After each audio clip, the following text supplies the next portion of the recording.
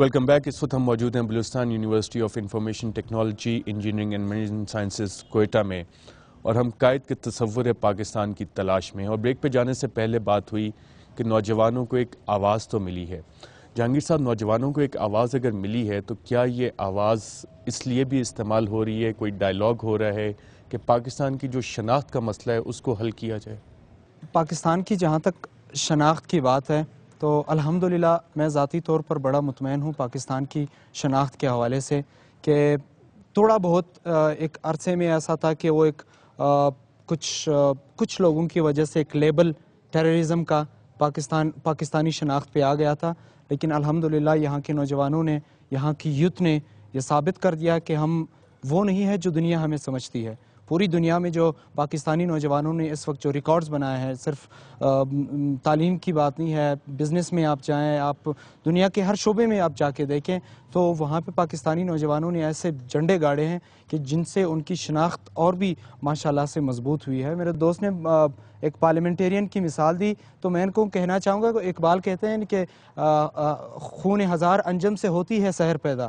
یہی وہ ساری چیزیں ہیں جو ہمیں انکریج کرتی ہے، جو ہمیں لے کے جاتی ہے ایک روحانی انقلاب کی طرف. روحانی انقلاب تو آ رہا ہے. ڈاکٹر صاحب، آج کا پاکستان کس کا پاکستان ہے؟ یہ قائد کا پاکستان ہے، بھٹو کا پاکستان ہے، مودودی کا پاکستان ہے، مشرف کا پاکستان ہے، ضیاء کا پاکستان ہے. کس کا پاکستان ہے یہ ہمارا پاکستان ہے. اور اس میں جب ہم مختلف تصورات کو دیکھتے ہیں، میں سمجھتا ہوں کہ آج کے نوجوانوں کا یہی اصل جو سوال ہے وہ ہے یہ کہ میں ان نوجوانوں میں اپنے پاکستان کو دیکھتا ہوں، اور یہ جو کچھ کہہ رہے ہیں اور جو کچھ کر رہے ہیں اصل میں یہی پاکستان ہے. ان کا رول کیا ہے؟ اب جو یہ بنائیں گے وہ پاکستان ہے. اگر یہ کسی تصور کے حوالے سے کریں گے، کہ آج لیکن کا کردار کے پاکستان یہ حوالے کس کا پاکستان ہے؟ کہ آپ سب کا پاکستان ہے، یہی پاکستان کا تصور ہے آپ کا؟ ہم نے بہت بحث کر لی، ہم نے تاریخ کو بھی ڈسکس کر لیا، ہم نے تحریک آزادی کو بھی ڈسکس کر لیا، لیکن شاید ہمیں زمینی حقائق کا اندازہ نہیں ہے. ہمیں پتہ نہیں ہے کہ بلوچستان کی سچویشن کیا ہے، بلوچستان کے حالات کیا ہیں. آغا صاحب خود بیٹھے ہیں، وہ اچھی طرح سے جانتے ہیں کہ بلوچستان یونیورسٹی کے ٹیچرز کس قدر مایوس ہو چکے ہیں.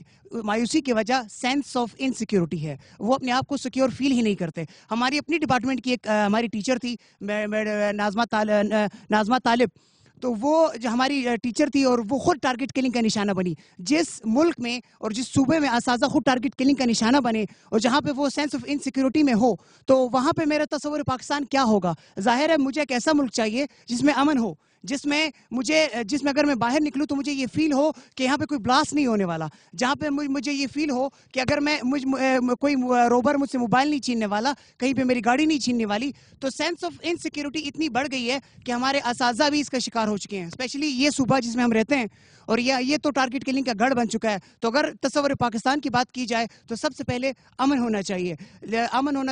یہ ایک حقیقت ہے، یہی زمینی حقائق ہے. میرے خیال سے سب سے پہلے اسی پہ بات ہونی چاہیے. شکریہ. کس طرح پاسبل ہوگا یہ سینس آف انسیکیورٹی؟ کیسے جائے گا؟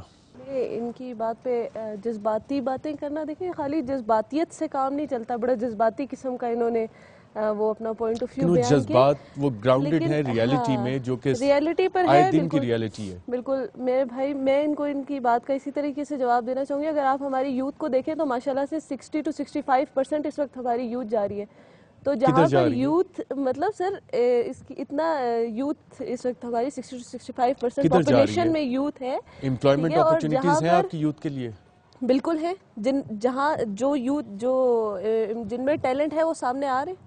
بالکل جو آگے بڑھنا چاہ رہے ہیں وہ آگے بڑھ رہے ہیں، وہ نظر آ رہے ہیں، سامنے ہے. اس نے بات کی جو موجودہ جو سینیریو ہے، میں ان کو بتاتا چلوں کہ جب بھی قوموں کی تقدیر بدلتی ہے، یہ تاریخ گواہ ہے، انہوں نے تاریخ کی بات کی ہے کہ جب قوموں کی تقدیر بدلتی ہے تو ان میں صدیاں لگتی ہے. اور ابھی پاکستان کو بنے ہوئے عرصہ ہی کتنا ہوا ہے؟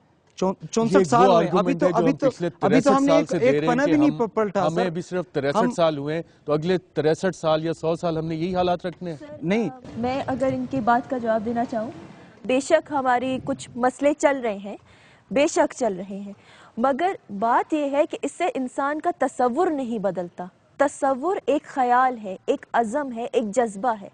اور ایک جذبہ اور امن کے تصور کی انہوں نے بات کی ہے، وہی سوال اٹھایا ہے، اس کے لیے ہم کیا کر سکتے ہیں؟ صرف تقریری مقابلے کر کے وہی رٹی رٹائی باتیں کر کے عمل نکالیں گے؟ ابھی میں نے جیسے تھوڑی دیر پہلے کہا کہ اب جا کے نوجوانوں کو ایک آواز ملی ہے، جب آواز ملے گی تو شعور پیدا ہوگا، جب شعور پیدا ہوگا تو نوجوانوں میں یہ ہمت آئے گی، یہ ہمارا نوجوان سچ کب بولے گا؟ جو گراؤنڈ ریالٹیز ہیں اس کے بارے میں کب بات کرے گا؟ کیا ہمارے نصاب میں یہی چیزیں پڑھائی جاتی ہیں کہ ہمیں سچ بولنا ہے اور رٹی رٹائی باتیں نہیں کرنی، یا کہ ایک ریالٹی ہم پہ امپوز کر دی جاتی ہے اور کہا جاتا ہے کہ ہم نے اسی کو لے کے چلنا ہے؟ آڈینس میں سے کوئی بتانا چاہے گا؟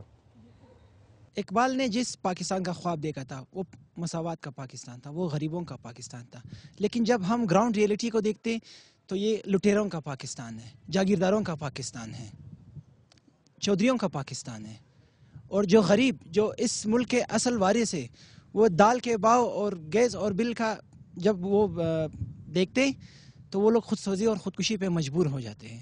اور میرا دوسرا سوال یہ ہے کہ پاکستان نے جتنی ترقی پہلے 10 سالوں میں کی تھی، حالانکہ اس وقت اتنے اپرچونٹیز بھی موجود نہیں تھی، اتنی ترقی کی، اور 50 سالوں میں مطلب یوتھ کو جتنے بھی اپرچونٹیز ملے اس کے باوجود ہمارا پاکستان زوال پذیری کی طرف جا رہا ہے۔ کیوں؟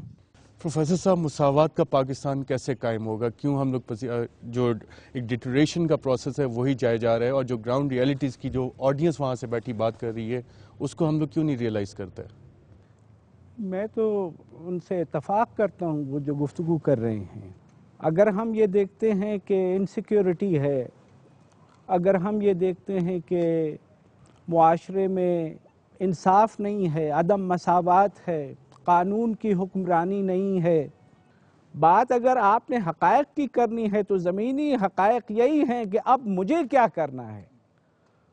اگر آپ نے کچھ کیا تو یہ بدلے گا، میرے بدلنے سے کچھ نہیں بدلے گا۔ حکومتیں نہیں بدلتی ہیں، لوگ بدلتے ہیں حکومتوں کو۔